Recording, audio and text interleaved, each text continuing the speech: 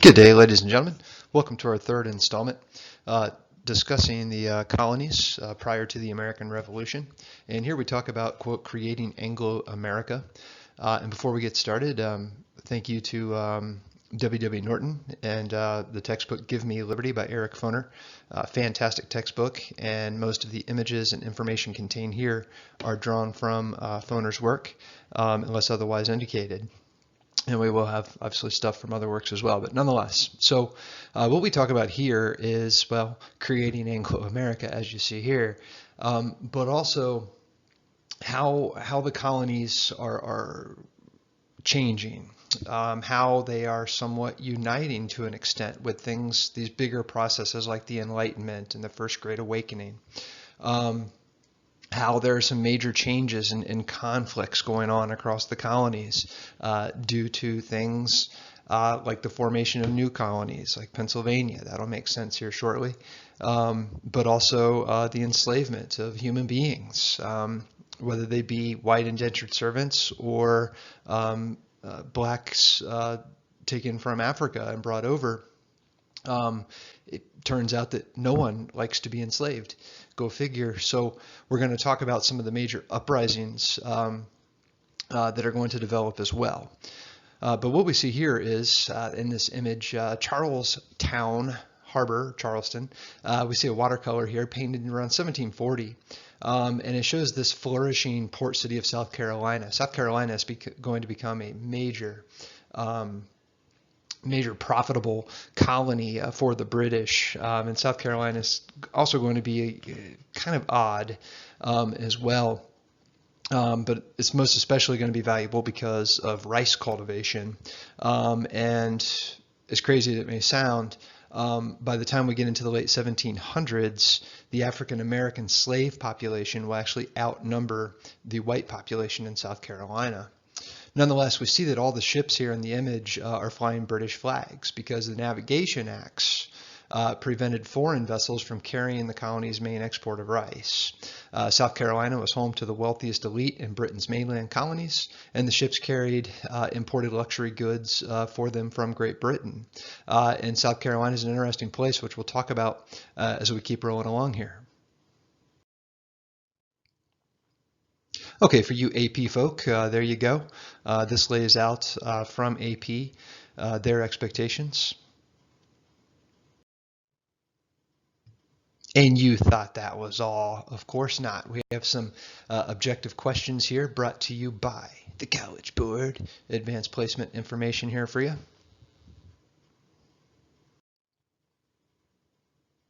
And then some key terms that will help us really key in on this information and kind of narrow it down and be able to kind of summarize things, some of these main terms that we can focus upon.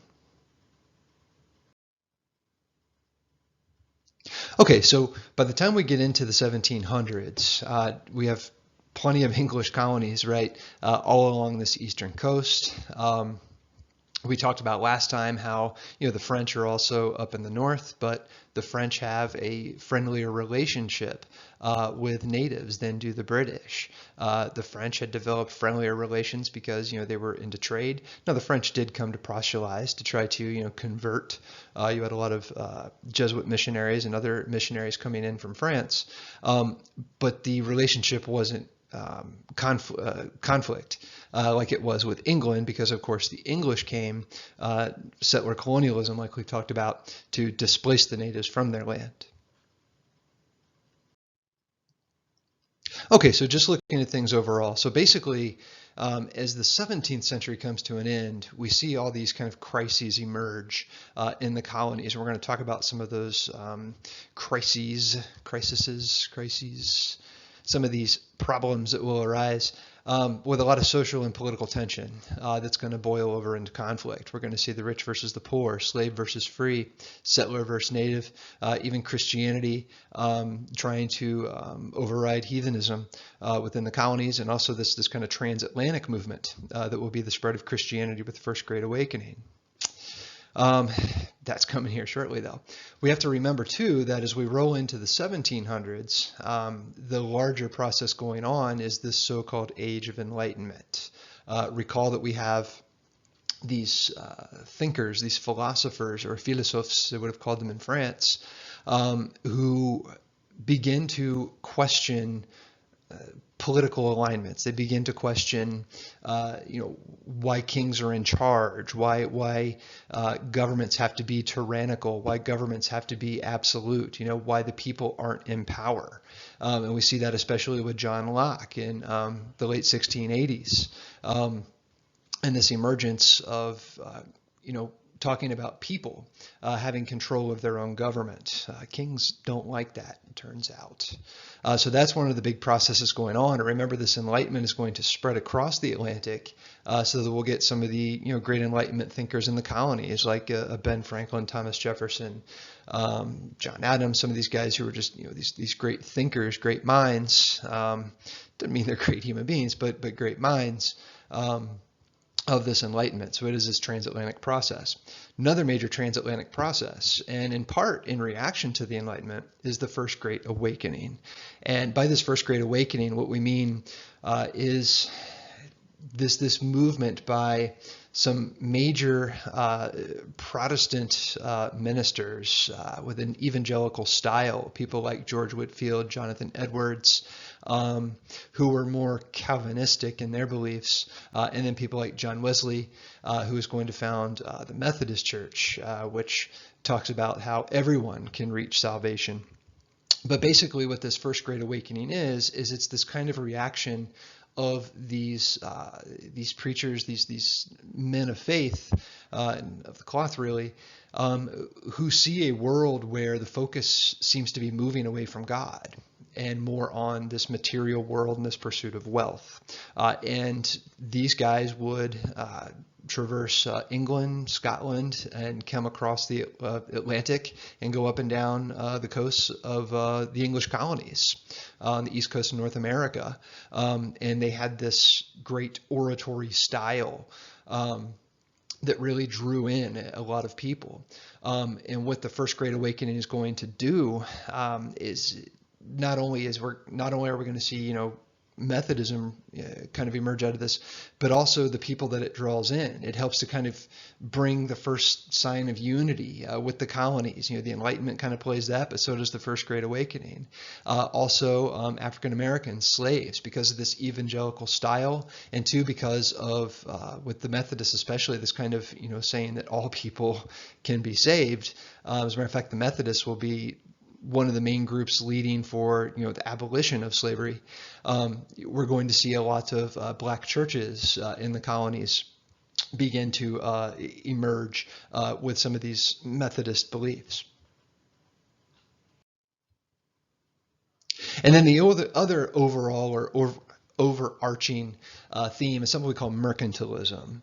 So mercantilism was this economic theory essentially of absolute monarchs, right? England, France, Spain, Portugal, what have you. These places didn't create colonies to say, oh, we want friendly places for our people to go, and we're going to send you checks in the mail and let you guys live out your lives and Godspeed, right? It's not like that. Colonies were created to make money. They were for profit. And basically what mercantilism said was that the earth has a finite amount of wealth that can be accrued, right? And in order to be the number one guy on the block, as in the number one country or king really, you've got to take the other guy's stuff, right? So we had this heated competition globally between these European powers trying to control wealth. So obviously mercantilism is going to cause a lot of conflict between countries. So we have this kind of international conflict. But also with mercantilism, it's understood that basically all resources coming out of the colonies are supposed to go to the metropole or the home country, right? The problem is this is conflicting with people who are becoming individually wealthy as the globe is becoming more interconnected. And we have a lot of people, lawyers, doctors, people who trade on global markets, who are making a lot of profit and beginning to ask, okay, why do I need to give all of my money to this king? Why am I being taxed so much, when I'm the one basically, running the economy here? So mercantilism is going to cause not only global conflict between countries, but also this kind of internal conflict with countries and their own people, and basically people who begin to call for things more like free trade and controlling their own wealth, right? The invisible hand, because we're going to see economists like Adam Smith, physiocrats like Adam Smith come about in the 1770s, and they're talking about, mercantilism doesn't work, right? Capitalism, even the kings, if they would practice capitalism, they could actually accrue more wealth. So basically, this is going to lead to some of the revolutions that we'll see at the end of the 18th century, right? Where basically it is these leaders in the Americas, for example, or in America, for example, in the colonies, who basically want to control their own wealth. And basically this mercantile policy was the opposite of something like laissez-faire, which we've talked about before. Also then, the other, I guess, variable at play here between these countries is not only are they competing for what they view are finite resources, to try to gain wealth over the other country, there's also, of course, the religious aspect of it, Protestantism and Catholicism. So there's a lot of tension internationally, there's a lot of tension internally with these countries and their colonies. And essentially, what you see here in the next line, encouraging manufacturing and commerce by, bounties, monopolies, taxes, basically. This idea of controlling trade is what is going to cause some major conflict and lead to the revolutions that we'll see by the end of the 18th century. Because the American and other English colonies, they were money makers, right? They were raw material depots for the kingdom. As a matter of fact, you had things like the Navigation Acts passed way back in the middle of the 17th century during Cromwell's reign in England, where basically they said, hey, anything going in and out of the colonies in terms of merchandise or raw materials, that belongs to England, right? That belongs to the king, right? To the government. So basically, we're going to have this enforcement of these acts at first, but then of course, as we roll into the later 1600s, England kind of comes to realize, you know what, enforcing these navigation acts is going to cost us a lot of money. If the colonists are, skimming a little bit off of the till here and there, making a little money for themselves, not a big deal. Oh, but it's going to become a big deal after England goes into massive, massive debt with the French and Indian War in the midst of the 18th century. But let's not get ahead of ourselves. I already talked about the Navigation Acts. Anyway, so you see the Navigation Acts here, and basically you see like the immediate reason for the acts to wrest control from the Dutch, trade control. The Dutch were one of the most prolific global traders, agents of commerce by the 1600s, but it's also basically to rein in the colonies and to make sure that Britain continues, or England at that point, continues to make profit. And basically, as it says here, goods had to be transported in English ships. That's why when we saw at the start here, all of those ships with English flags, right? So basically what the Navigation Acts do is they're just consolidating this mercantile or mercantilist system. Okay, so what we do here is obviously 13 colonies, as you've known since, I don't know, kindergarten probably. But we just look at a couple of examples here. We're going to look at South Carolina. We're going to look at Pennsylvania. In this example, we talked about, for example, Massachusetts last time when we talked about the Puritans, for example. We've talked about Virginia quite a bit. So here we're going to focus in on just two kind of case studies, I guess, with South Carolina and Pennsylvania and how their development is going to affect colonial relations. So South Carolina is actually your first, quote, buffer colony. What had been going on was obviously you had Carolina, which you would now call North Carolina. And to the south, you had lots of natives, not happy ones, and you had the Spanish. So essentially, the idea was to, let some people start a colony in this area south in the southern, Carolina area. That wasn't necessarily a defined area. I don't necessarily know who it belongs to. And the idea was that this, area of Carolina would protect North Carolina, because by this point, by the time we're in the late 1600s, Virginia just to the north, and then what is now North Carolina, they're making a fortune off of tobacco, right? So if you let these people settle in what becomes South Carolina, well, if the Spanish or the natives attack, well, they're going to kill them first, right? So you got time to bring down troops to protect your more valuable colonies. But what they're going to find out is that the original buffer colony is actually a very profitable colony.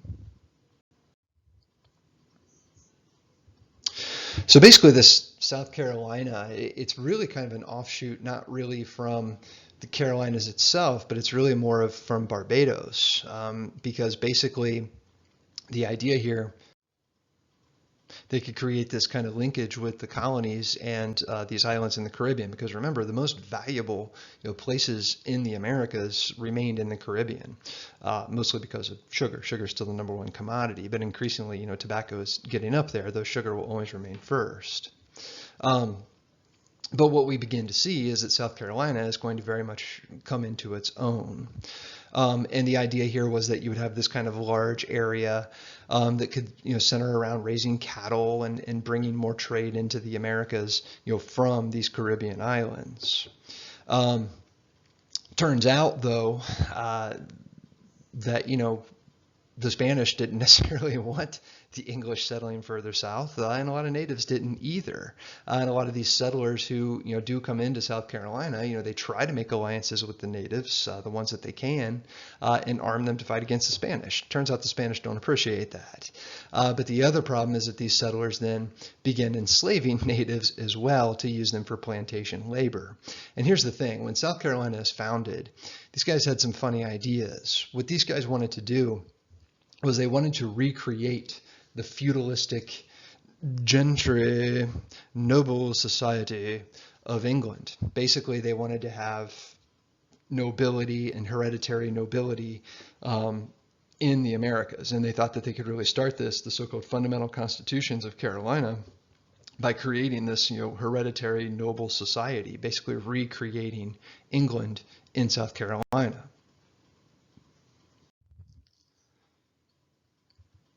So basically, South Carolina comes to be ruled by these aristocrats, these guys that just own huge tracts of land and large plantations for profit, right? And of course, because of that, the entire colony is going to become heavily reliant upon slavery. And basically, what's going to happen in South Carolina is we're going to see, I mean, all the colonies are brutal towards slavery. Slavery itself is a brutal institution. But South Carolina, perhaps, if you have to choose one that's the worst, it would definitely be up there. Where basically, slave owners, the law code said that they had absolute power and authority over, their basically what is human chattel. They didn't view these slaves really necessarily as human beings. They were just commoditized. They were a means to an end to make a profit.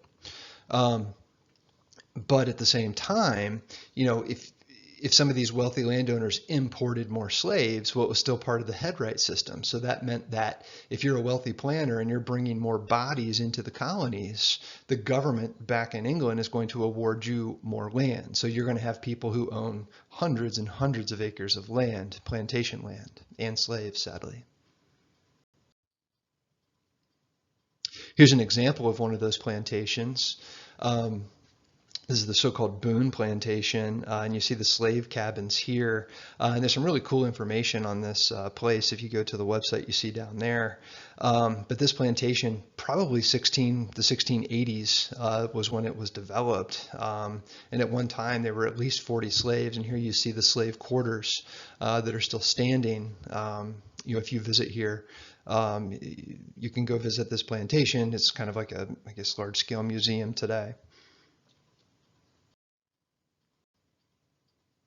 But we talked about how tobacco becomes the quote gold unquote of Virginia. Well, it's going to be rice down in South Carolina, and rice was still this kind of exotic food, not only in England but in Europe, right? They weren't accustomed to eating rice, and they're like, ooh, this is kind of good. So there becomes this large demand for rice, and South Carolina has the climate and the soil, or I guess the marshes, to be able to grow this wild rice. And it was also grown in Africa. So basically what these planters do is they begin to bring in these West African slaves who had some experience with cultivating rice. And on top of that, a big reason why a lot of these slaves from the western coast of Africa were also chosen is because a lot of them had some genetic immunity to malaria, right? Because over the course of time, the human body can adjust to particular diseases. It takes time, but it can happen. And in this case, that's what also made slaves from Africa so attractive to these South Carolinians, probably. But nonetheless, the rice crop is going to make South Carolina a booming colony. And by 1710, I mean, it's just crazy if you think about it. Black slaves were the majority of the population in Carolina by 1710. And you can see here, the other thing they grew was indigo, also very profitable. But nonetheless, you can see the exports here out of South Carolina, and you can see why these guys that settle this place are going to become so extraordinarily wealthy. Our other case study, the other place we look at is Pennsylvania. And basically, it's the last one that's founded in the 1600s. So it's not the last colony, but it's the last one in the 1600s. And it's founded by this guy, William Penn. And Penn was a Quaker. And Quakers are these folk who are pacifists. They don't believe in conflict. They don't believe in war, right? It turns out that they're pretty friendly. Turn out to be pretty nice folk. And William Penn, it turns out that the king had owed Penn's father money or some type of repayment. Well, when Penn's father died, and that debt then of the king came to William Penn, and William Penn rewarded him by basically giving him a whole bunch of land over in the colonies. And because it's founded by these Quakers, it's different. William Penn's colony is going to be the freest colony of the American colonies. The Quakers believed that liberty was a, quote, universal entitlement, right? It didn't matter the color of your skin, your religious faith, that, this is a universal entitlement. I mean, Penn did some crazy stuff like sign treaties with the natives and actually uphold them. If he wanted to get land from the natives, he asked if he could buy it. If they said no, he said, okay, I understand. If they said yes, he bought it, right? And on top of that, religious freedom was also a fundamental aspect of Pennsylvania. So, Jews came into Pennsylvania, all types of Christians, whomever. Now, of course, Jews couldn't participate, for example, in politics in Pennsylvania because you had to believe in the salvation of Jesus Christ in order to actually participate in politics. But Jews were still free to live in Pennsylvania because of its religious freedom policies. Oh, and you were also punished for swearing. So we see here this early engraving from Give Me Liberty. And you can see, Penn here, welcoming immigrants to come in, right? German immigrants in this case. But it kind of shows, that Penn had these friendly relations, being Quaker, with the peoples coming into his colony and the people who were already there.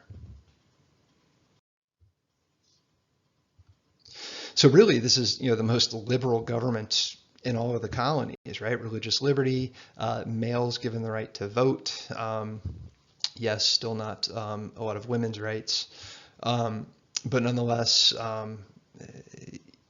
people were free to own land, and partake in politics for the most part. They repudiated slavery. Liberty, was a universal entitlement, right? And women do play prominent roles in like religious gatherings. So this is a very welcoming place. So if you're on the outside looking in and you hear about this place, Pennsylvania, and say you're, I don't know, an indentured servant or a slave, and you hear about Pennsylvania, well, you're going to try to get out of Dodge. If you're down in Virginia or wherever, you're going to try to get out of there and make your way to Pennsylvania. And that's the thing. And this is the big irony of the colony of Pennsylvania. So Penn's beliefs in universal freedom led to a lot of these indentured servants leaving out of Virginia, right? So with all these indentured servants leaving, it turns out indentured servants are surviving at this point. As they flee, well, you have these Virginians who are still trying to produce the tobacco crop and still need the labor source.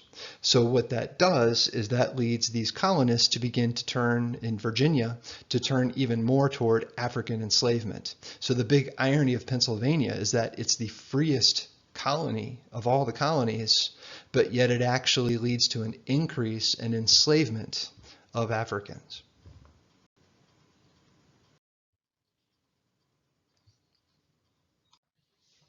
So let's briefly go into an aside here and talk about race in the slave trade. We did delve into a discussion of race last time, so we don't have to go too deeply this time.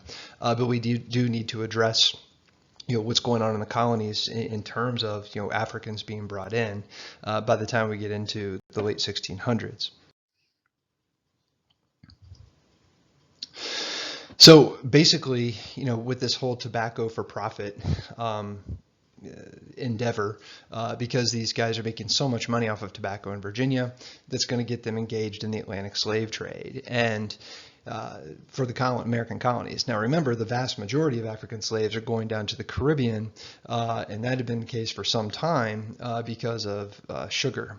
And going to the Caribbean was absolutely terrible. I mean, you were going to live as a slave, a fully healthy adult male in your 20s slave. I mean, the labor was so terrible. We're talking a 2 to 3 year lifespan there. And the other thing that really, I guess, appealed to these white plantation owners was that indentured servants still had English common law. Now they're starting to survive their contracts, which means you might have to pay them, their liberty dues or whatever. African slaves, their term of service didn't expire, right? I mean, these people, sadly were owned for the course of their entire life, and their children as well. So, on top of that, the dark skin of Africans, they couldn't really escape. You couldn't really enslave natives because they could escape. They knew the land, right? They have more allies. And African men tended to be less vulnerable to disease. We talked about that with South Carolina, right? They had these kind of immunities built up to things like malaria, for example. And sadly, that's going to mean that these human beings are basically going to be worked to death in many instances, whether it's tobacco, sugar, or whatever. But the whole idea of race or racism doesn't really come about until we start seeing this importation of African slaves, right? Humanity had always been kind of divided based on civilization, like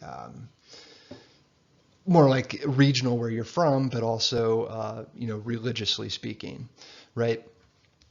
You were either a Christian or heathenistic in the eyes of, Europeans, or you were either a Muslim or a heathen in the eyes of the Arab world or the Muslim world, right?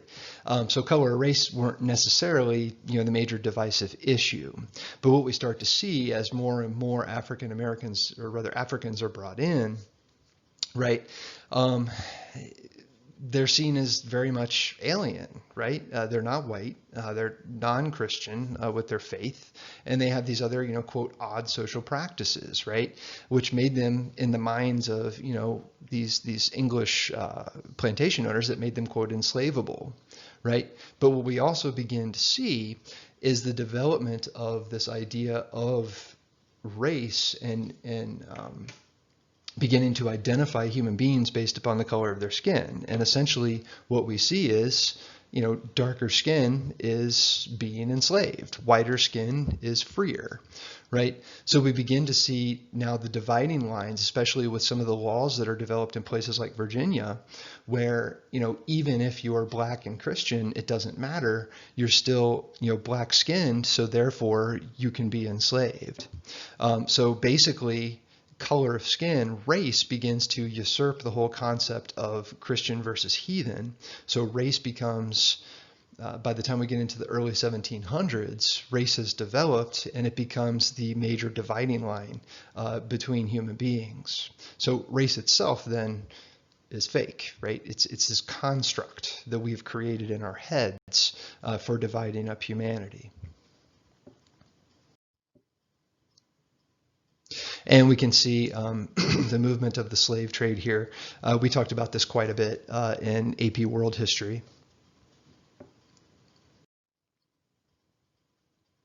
So basically then, as the number of slaves increase, right, you have a lot of white colonists who begin to feel threatened, right? Especially in a place like South Carolina, where the black slave population outnumbers the white slave owner population, right? So slavery then is transforming from, just an economic institution to an economic and racial institution. So in the early 1600s, the difference between a slave and a servant was kind of unclear. As a matter of fact, you even had, Africans or rather, black folk who owned black folk as slaves, right? But those lines become more clear and more divisive as we roll into the later 1600s.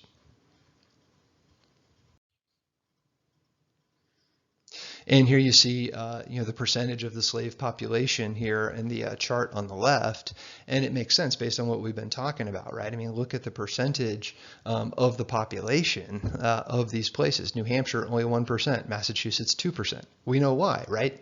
It's totally different trajectory in how those places develop. A lot of Puritan Protestant work ethic place there where, business and trade, profit was all based upon, family business and this kind of pride in ownership, right?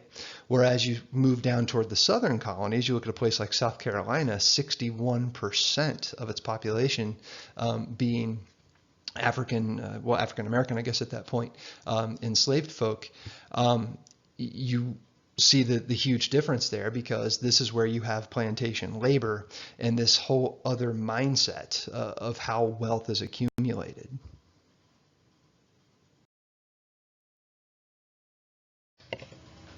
Now you had obviously numerous slaves and others, indentured servants who aren't going to accept being enslaved. So we have a lot of resistance to enslavement in the colonies as we're rolling through the late 1600s and getting into the 1700s. You had a lot of southern slaves who would flee to Florida and set up so-called maroon communities. It'd be very difficult to find peoples in Florida at that time because it would just be so heavily forested and whatnot. And a lot of the Africans who had been brought over, who by this point are, Americans, although they're not counted as citizenry necessarily by the colonies, regardless, they had acclimated to white society. They had learned English. They had means of being able to pretend that they were free because, even in the late 1600s, it wasn't necessarily clear, based on skin color completely that, black enslaved, white free, that wasn't completely clear yet. It will be by the time we get into the 1700s. But nonetheless, many of them spoke Gullah, which was this language that kind of mixed African roots, African languages, so it was unintelligible to whites. So it was kind of a way that the slaves could communicate with each other and not have to have the whites in their business and I guess kind of spying on them.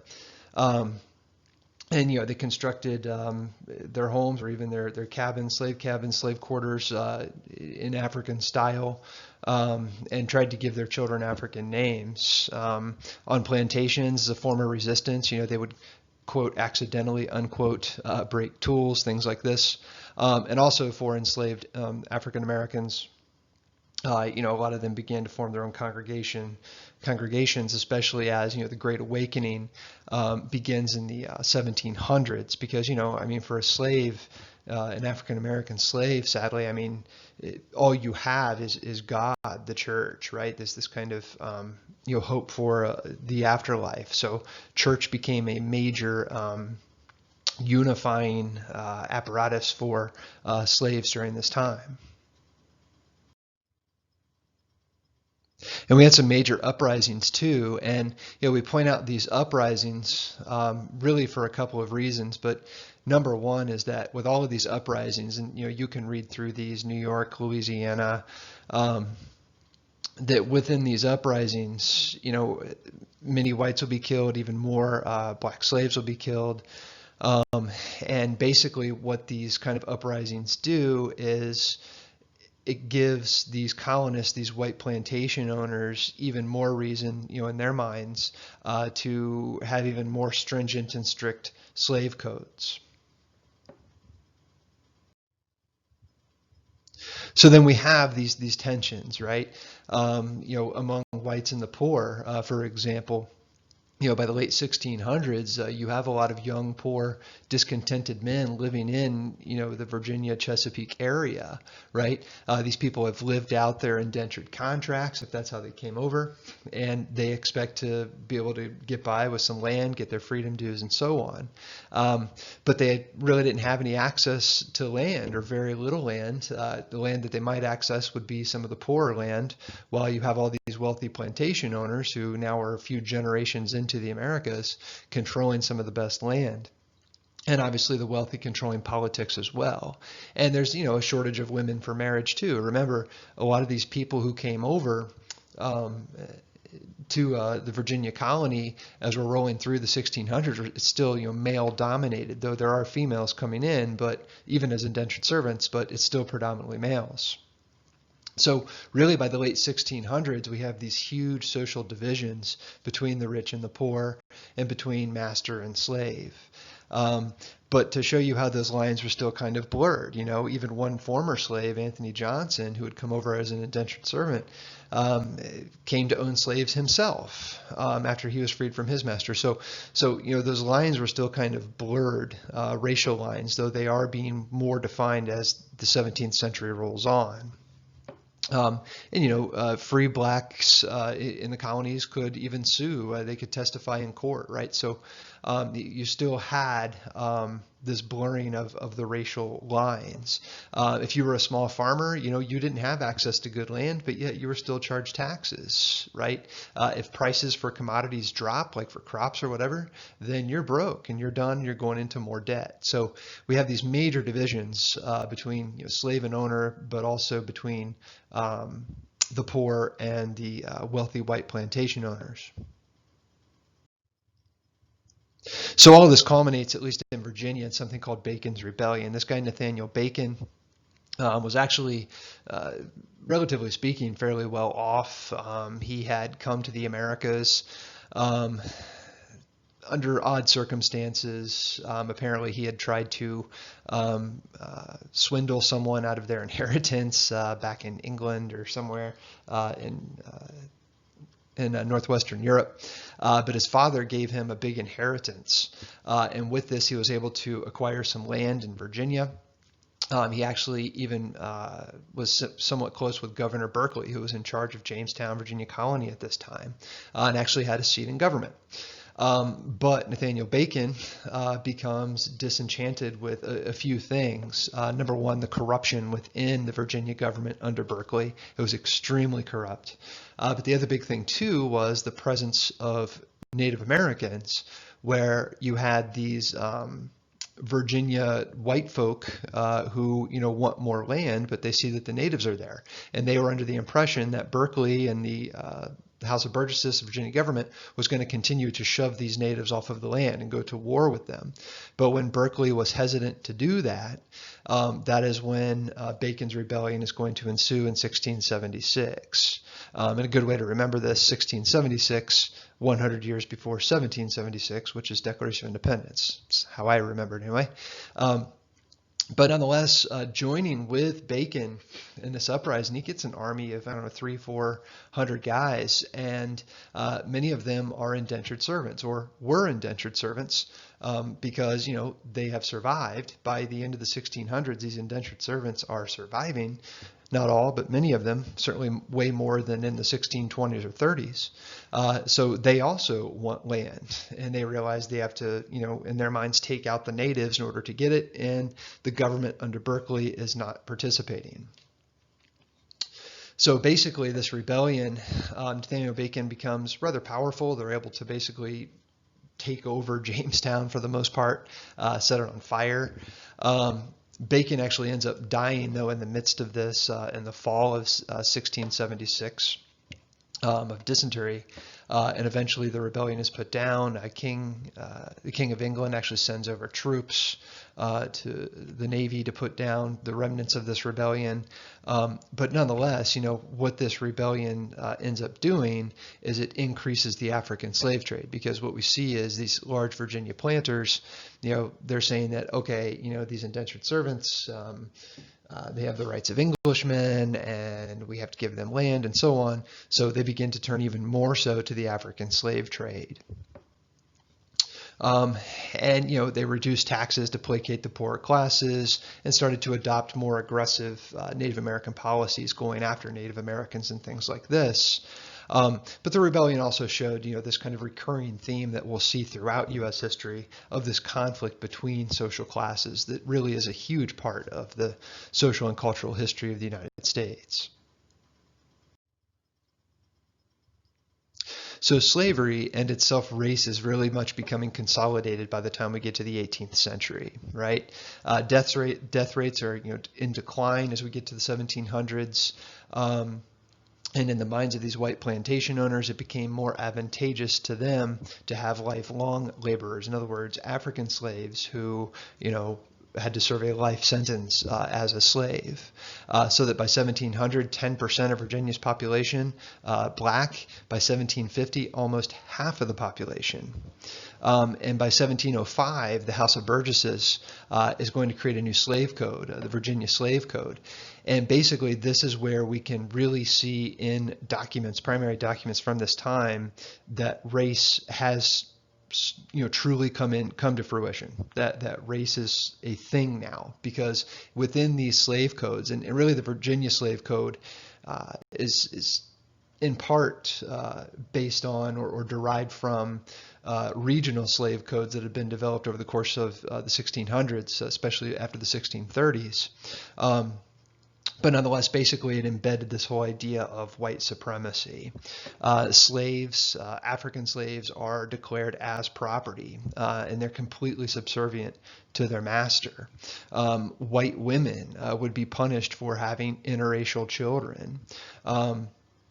So basically then, what's happening is, in some of these laws, they didn't care if you were, African American and Christian. It didn't matter, because now they're beginning to bifurcate, divide society based upon these kind of racial lines. So essentially, Chesapeake society by the 1700s is a slave society, the beginnings of the so-called slaveocracy that the South will be as we roll into the 17 and 1800s.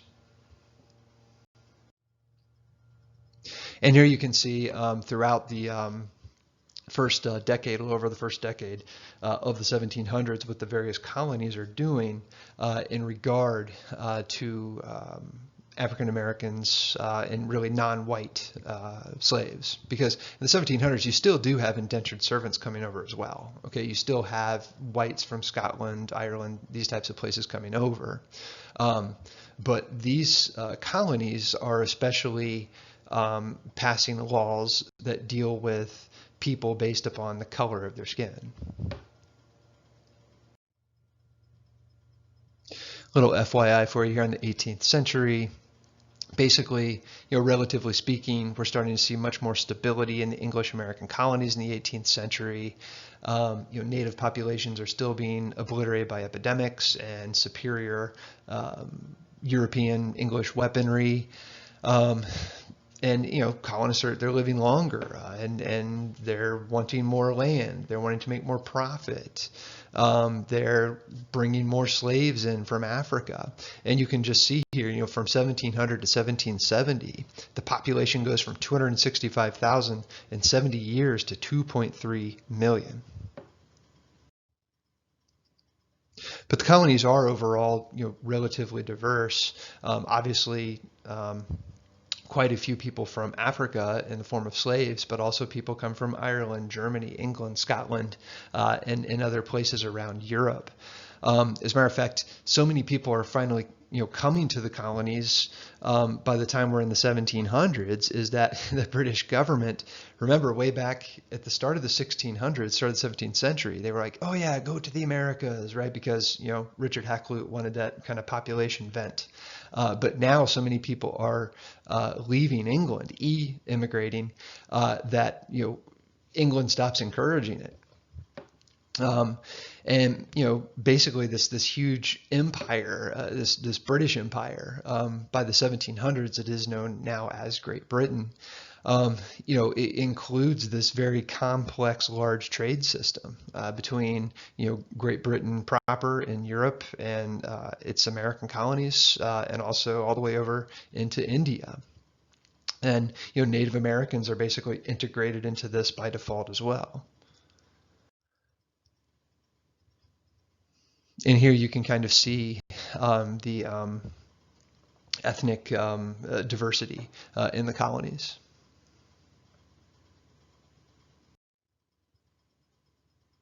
And here you can see the number of migrants coming in the first 75 years of the 18th century. And you still see, like I said earlier, a lot of indentured servants still coming in. Increasingly a lot of convicts. England increasingly uses the colonies as a place to dump their convicts.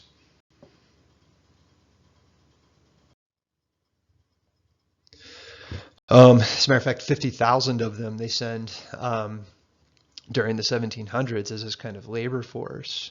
And the British, a lot of citizens just continue to come over, to populate this place. And the American colonies kind of become symbolic of being more free. That if you are poor in England, you have a chance to become freer and have something in the Americas, right? And all this stretches back to that early propaganda from England trying to get people to come to the American colonies. So really the whole idea of the American dream, right? That we know well today, the idea that in America you can get your own home and your own land, and land means freedom, and you can become anything you want, and so on.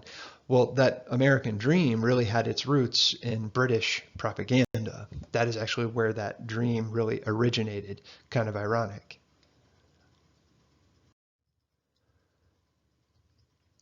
So, it was still dangerous to come to the Americas.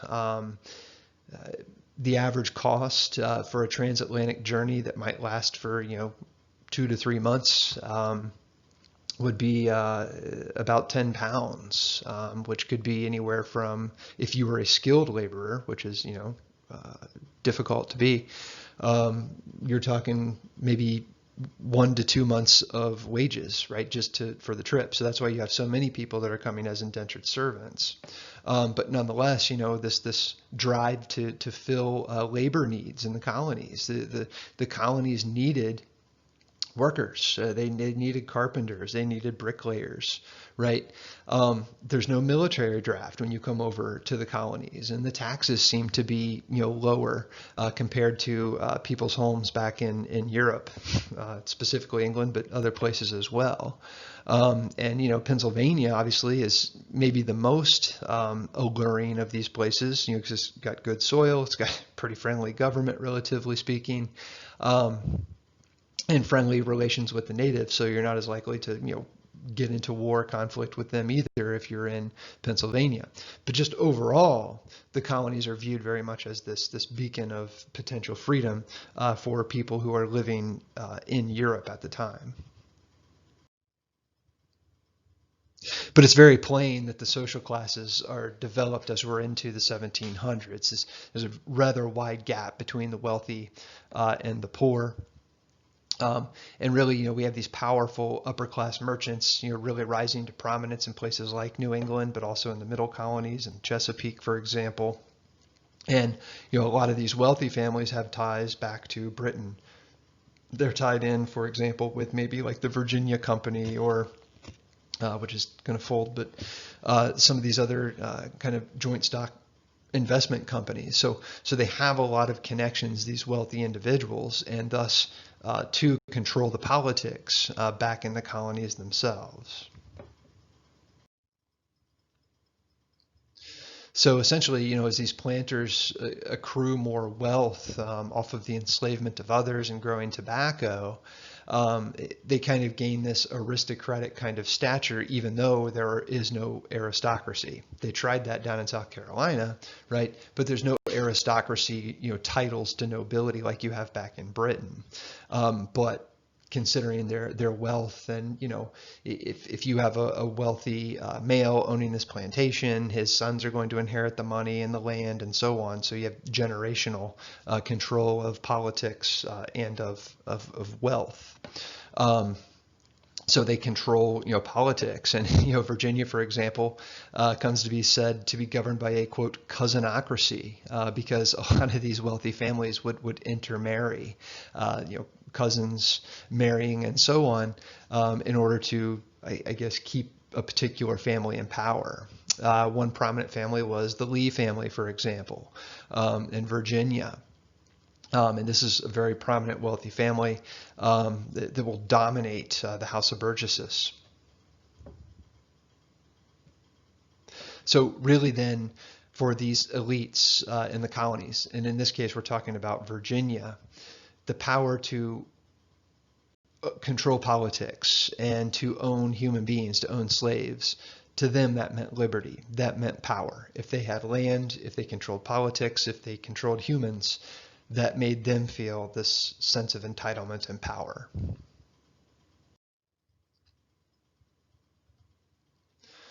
And some of these colonial wealthy people, they wanted the recognition of English society. They wanted to be viewed as, these kind of blue blood nobles like you would have over in England. Unfortunately for these people in Virginia, their English cohort is never going to really view them as being on, this equal level that they seem to want to be on. But nonetheless, people who are in the American colonies, whites that is, with European lineage, they want to be like the English. They feel like they are, right? And technically they are.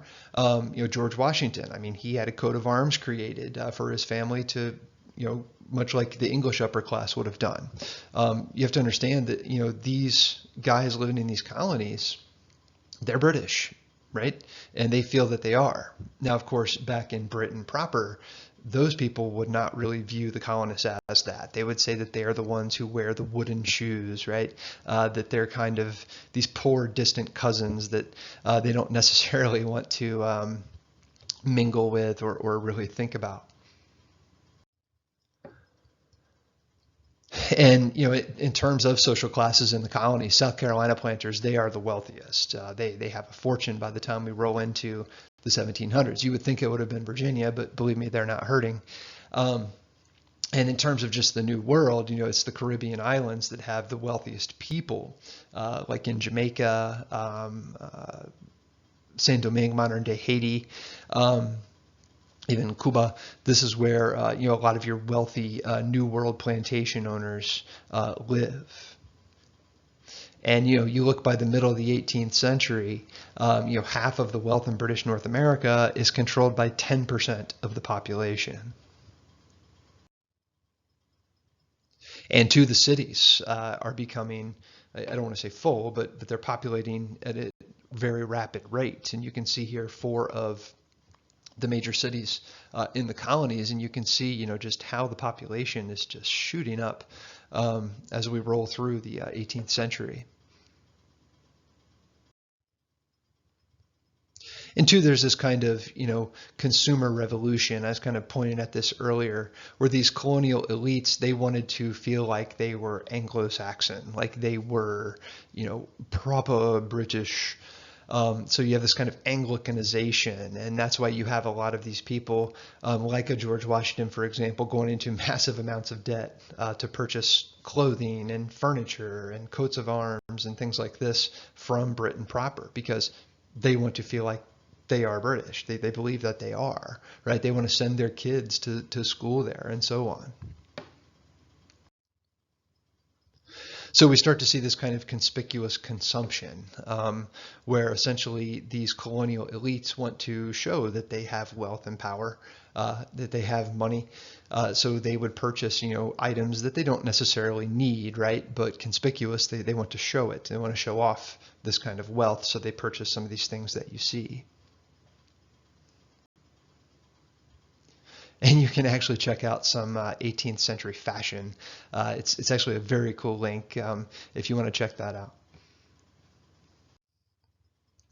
So to summarize, so as the 17th century ends, the English New World colonies are firmly established, right? This English empire is quite different from other empires like the Spanish or the French.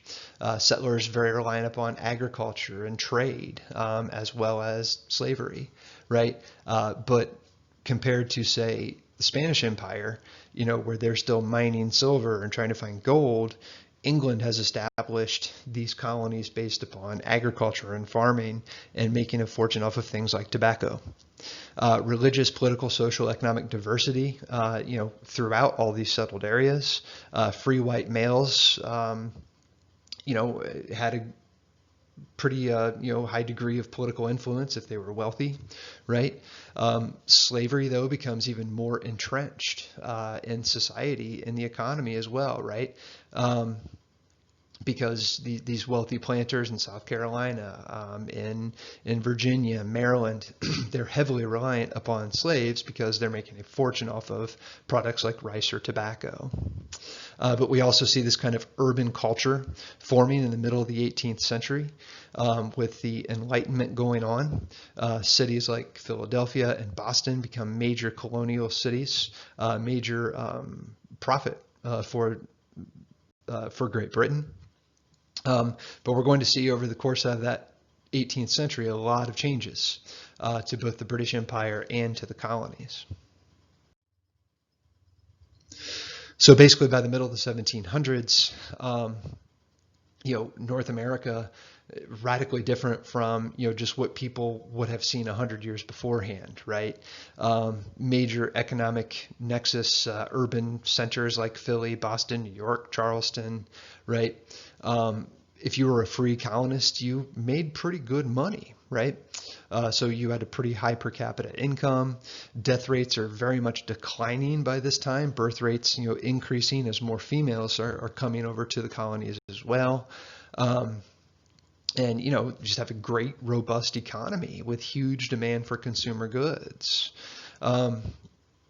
So essentially, we have these people who have come to the colonies with this belief that land is freedom, and it's all come to fruition if you are a white, wealthy male, right? However, women are increasingly relegated to the home. Native Americans, more and more conflict between English settlers and Scotch, or rather Scottish and Welsh and German and all other settlers too. These conflicts, and also obviously with the racial lines drawn by the 1700s, African Americans relegated to the status of lifetime enslavement. And that's all we got. There's some further reading for you if you are interested. But I thank you for tuning in, and we'll see you next time. Talk to you next time. Thank you.